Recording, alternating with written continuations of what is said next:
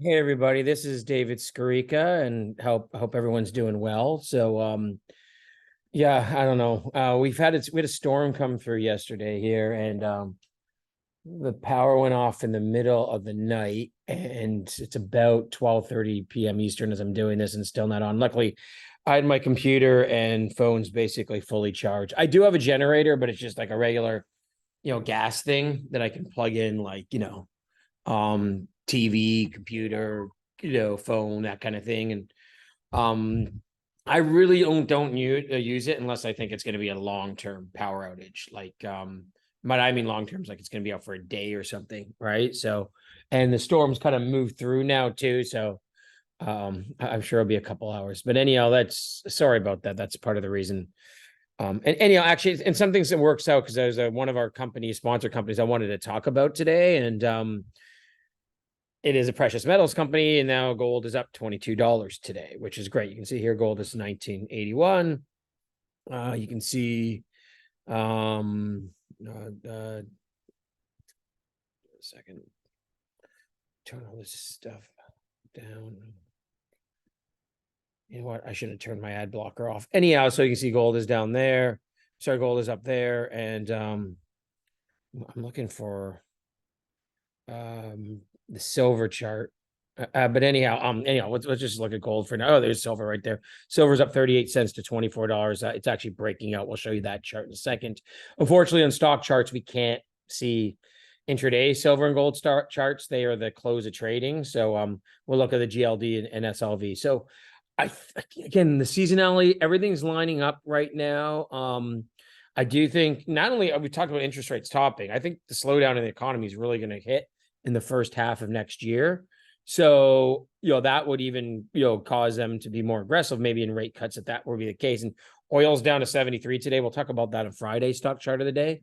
So we'll have to look at all that right now. But anyhow, you can see we go again, look at like the last few years here. That's a 10-year chart, but let's look at a 5-year chart so we can see these resistance levels. Like it's just a matter of time. You can see boom, boom, boom, here. So once we get through this top and gold, which is about 2100, you can see it's about 190 to 195 on the GLD.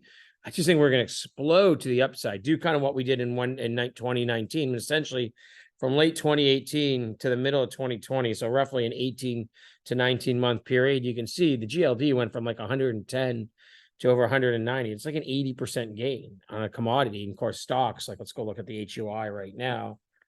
The gold stocks, you can see went from 140 to, nearly 370 on the HUI. So, and they're lagging right now, but I think part of the reason is costs have kind of hit a lot of, their underlying profits. So, but anyhow, you can see here, and I just think we're just a matter of time before we really kind of move higher and explode higher on the GLD. And then of course the gold stock should even do well. And of course, oil coming down is a positive for gold stocks because, let's go look at the HUI is doing today. The HUI,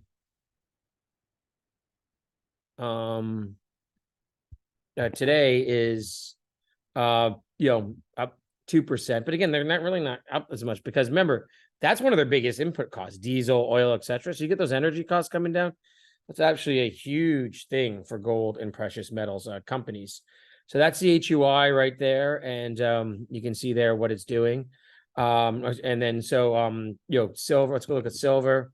Silver, you can see it's broken now through that. I talked about the downtrend of markets. Now it's broken its downtrend since the summer, above its high of October. And really, the SLV has to get above the 23 level, which I think is equivalent to silver being like 25. So anyway, we'll just go look at this, and you can see here, it's kind of been downtrending ever since it topped in 2021. And if we can get through this 23, that would really look like in this 24, we're off to the races. And we'll go look at silver. And you can see it right there, the actual price. Of course, that does include today's action, which, has us getting close to 24, over $24. An ounce here. So it's 25, 26 is kind of that key resistance, but it does look like we're getting close on that too. So Inca One had some news. So great. As I said, it's kind of good. And maybe that I didn't get this out until today because, we got an update in gold and Inca One continues to be an extremely cheap stock. It's 14 cents. I've said this over and over again. They have like a $5 to $6 million Canadian market cap, and they have they're doing roughly 5 million US in sale, or 4 million US in sales a month. So that's basically they're trading at their monthly sales in terms of market cap. So we can see this here. PlanetGOLD, so they did this deal with PlanetGOLD to improve their processing or gold ore processing. So basically, this is a program that's backed by the United Nations to basically help small scale gold miners. Because, the problem in a lot of these small countries is, there's a lot of corruption. There's a lot of like just selling gold for whatever to, to drug dealers and people of that nature. Right. So, and it's a way of like them to almost like, turn their drugs into like a hard currency, right? So that sort of thing. So this is basically a way to basically get small miners involved in selling their gold to Inca One, who then processes it into bars, into coins, and then sells it out on the open market. So this is also going to improve their efficiency. Includes you can see like the pollution, all that sort of thing as well. So this should lead to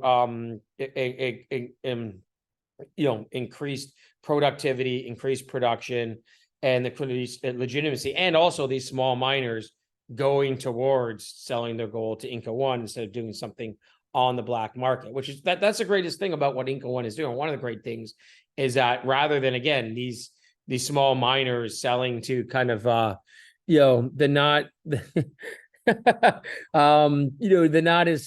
not nicest people in the world, I'll just put it that way. They're selling to like a legitimate company, et cetera, et cetera. So this is a good update for them. So like I said, and it continues to be extremely cheap stock. I continue to pick away at it. Not huge positions, but I buy 5,000 shares here, 5,000 shares there.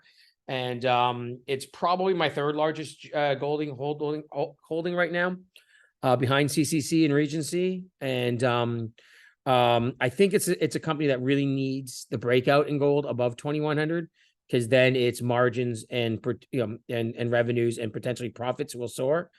And anyhow, so this is good news from Inca One. And like I said, it comes on a day when we're seeing gold and silver sort of break out here, which is good news in itself as well, right? So yeah, this is the great timing right now.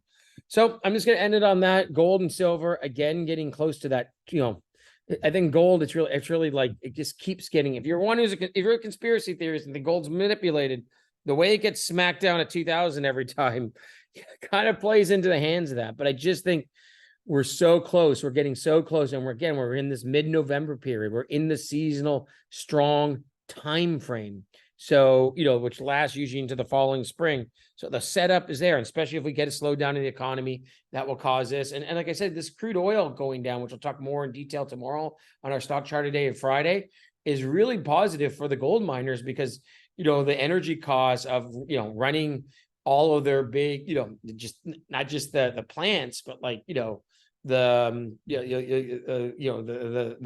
drills, the bulldozers, et cetera, all of this sort of thing, really actually helps them. Like, one of the best time periods for gold and gold miners was the early 2000s, because you still had low energy costs mixed in with gold breaking out, right? Or, even 2020 was fantastic for gold miners, because gold went up in kind of that flight to safety during COVID, and oil was down due to lack of demand. And that led to, that's why the gold stock skyrocketed in 2020. Anyhow, I'll leave it at that. So good news from Inca One, and gold, again, getting close to that $2,000, sort of important resistance level. Thank you very much.